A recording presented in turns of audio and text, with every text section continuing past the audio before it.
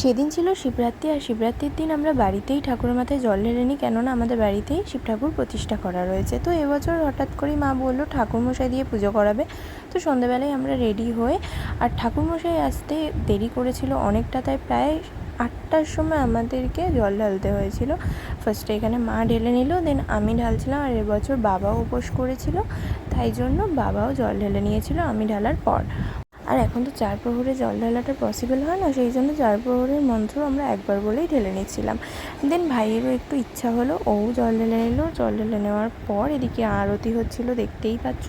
তারপর ভাই একটু পুণ্যি করছিল আমাদের জল খাইয়ে, মাকে দিল কাচের গ্লাসে, আর আমার বেলা স্টিলের গ্লাস। তো যাই হোক, তারপর আমরা ওপরে চলে এলাম। এসে ঠাকুরের প্রসাদ গুছিয়ে আমরা নিচে নিয়ে যাচ্ছিলাম, কেননা মা পাড়ায় দেবে সবাইকে প্রসাদ। তারপর রাত্রিবেলা আমরা খেয়ে দিয়ে শোবো। তো রাত্রিবেলা মা খাবার দাবার করে নিয়েছিল, খেয়ে দিয়ে শুয়ে পড়েছিলাম। তো আজকে ব্লগটা এত অবধি, টাটা।